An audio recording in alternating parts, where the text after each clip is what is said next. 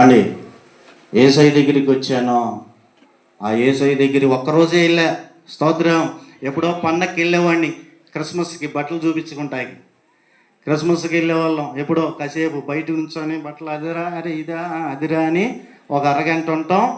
ఇక జంపు. అక్కడ పాస్టర్ గారు ఎవరు చెప్పారో తెలియదు, ఎవరు వచ్చారో తెలియదు. చిన్నప్పుడండి అటు చేసుకొని వెళ్ళిపోయాం. కానీ ఈరోజు ఎత్తుక్కోవలసి వచ్చింది. ఎక్కడో మూల కూర్చున్నా భయంతో. ఇస్తే ప్రభు చెప్పలేని నెమ్మది ఇచ్చాడండి. మరుసటి రోజే బాప్తిసం పొందా. స్తోత్రం. వీడెవడరా ఒకరోజు వచ్చాడు, మరుసటి రోజు బాప్తిసానికి వెళ్ళాడంటే మరి అందరి కింద నుంచి పైదా చూశాను.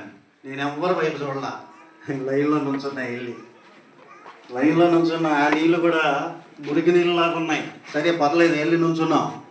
అందరితో పాటు నాకు కూడా బాప్తిసం ఇచ్చాడు. దాన్ని బాగు చేసి ఎంత పాడైపోయినైనా బాగు చేయగలను అని నీ శాంతి సమాధానాన్ని అనుభవిస్తున్నాను. స్తోత్రం. చెప్పనసఖ్యము కానీ మహిమాయుక్తమైన ఆనందం అని రాయబడింది పేతురు రాసిన పత్రికలో. ఎవరైతే రక్షణ పొందుతారో, ఎవరైతే ఆయన రక్తంలో కడగబడతారో, ఆయన చిత్తానికి అప్పగించుకుంటారో, ఆయన యజమానిగా అప్పగించుకుంటారో, ఆయన చిత్తం చేయడానికి ఒప్పుకొని అడుగు ముందుకేస్తారో, ఇక మనం ఏమి ఎత్తుక్కోని అవసరంలా, దేవుడు అన్నీ సిద్ధపరిచాడు. ఆమేన్. చెప్పండి అండి గట్టిగా. ఎవరు వచ్చారంట? మంచివారు చెడ్డవారు అందరిని పిలిచాడట. ఆ విందుశాల అంతా నిండిపోయింది. అక్కడ కింద ఒక మాట ఉందండి. అదే మత్తయి సువార్త 22వ అధ్యాయం 14వ వచనం. కాగా పిలువబడిన వారు అనేకులు. అదిగోండి, పిలువబడిన వారు అనేకులు, ఏర్పరచబడ్డవారు కొందరే. స్తోత్రం. అనేకులను పిలిచాడండి దేవుడు. తర్వాత దేవుడితో నడిచేటప్పుడు ఏర్పరచబడ్డవారు ఎవరో అర్థమైపోద్ది. అనేకులు పిలువబడతారు, కానీ వీళ్ళు మధ్యలోనే, స్తోత్రం, ఇదేనైనా వీళ్ళు మధ్యలోనే ప్రభువుని వదిలిపెడతారు. స్తోత్రం చెప్పండి. అనేకులు అండి. తర్వాత ఏం చేస్తాడంటే దేవుని ఎవరు అని ఏర్పాటులోకి వస్తారు.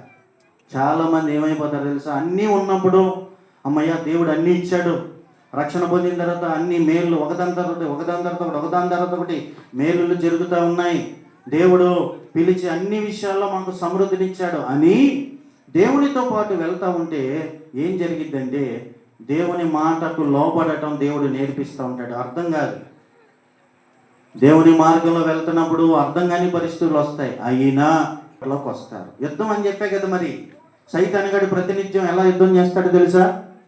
14వ అధ్యాయము 23వ వచనమా 13వ వచనం. అక్కడ ఏముంటుందంటే ఎర్ర సముద్రం ఎదుటికి వచ్చారు. అప్పుడు వెంటనే వామ్మో దేవుడు ఏదో గొప్ప చేసి విడుదలిచ్చి మేలు చేస్తాడు అనుకుంటే సరాసరి ఎర్ర సముద్రం దగ్గరికి తెచ్చాడే. అంతేనమ్మా? 14.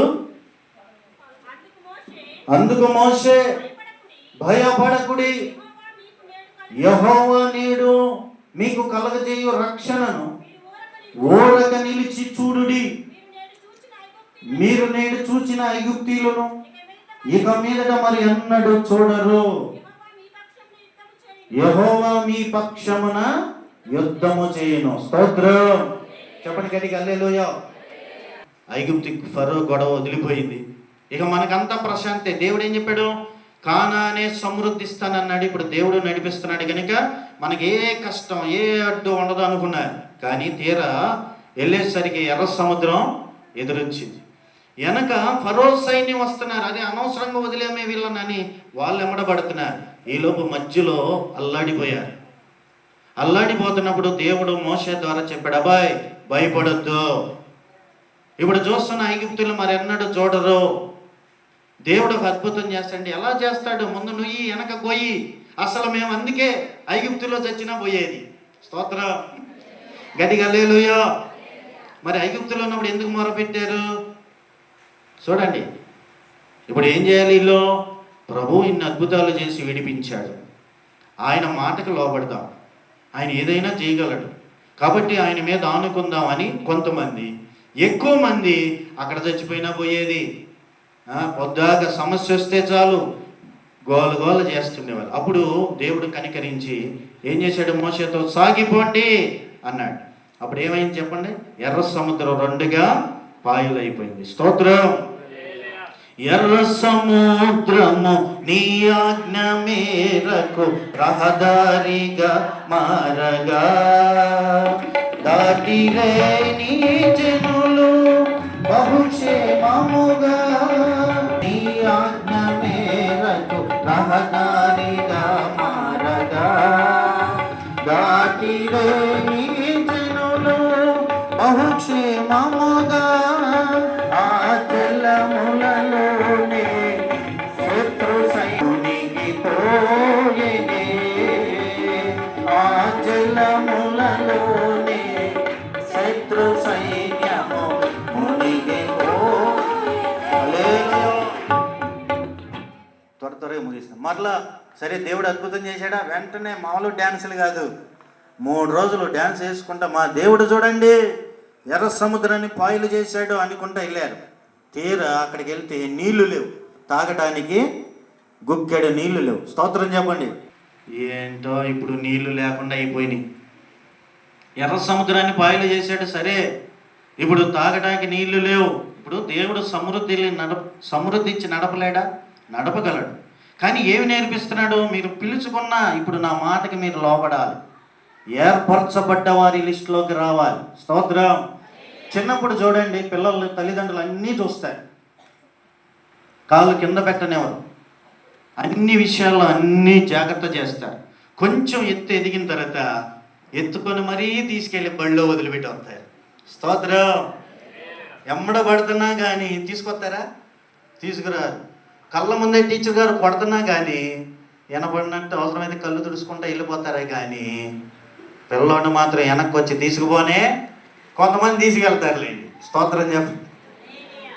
ఎవరు వాళ్ళు? బాధ్యత లేని వాళ్ళు. హల్లెలూయా చెప్పండి అమ్మా. మా పిల్లల్ని ఇప్పుడిప్పుడే కాదు అని టీచర్కి అప్పచెప్తే ఏం జరిగింది? ఇప్పుడు ఏదో రకంగా బిడ్డ నేర్చుకోవాలి. చిన్నప్పుడు అంటే అన్నీ చేశారు, చిన్నప్పుడు అంటే పరిశుద్ధాత్మ త్రియేక నామంలో గేగునో మరి ప్రతిష్ఠ చేస్తూ ఉన్నాను. ఈ బిడ్డను దీవిస్తూ ఉన్నాం. హల్లెలూయా. మీ అందరికీ నూతన సంవత్సరపు దీవెన ఆశీర్వాదాలు కలుగుగాక. ఆమేన్.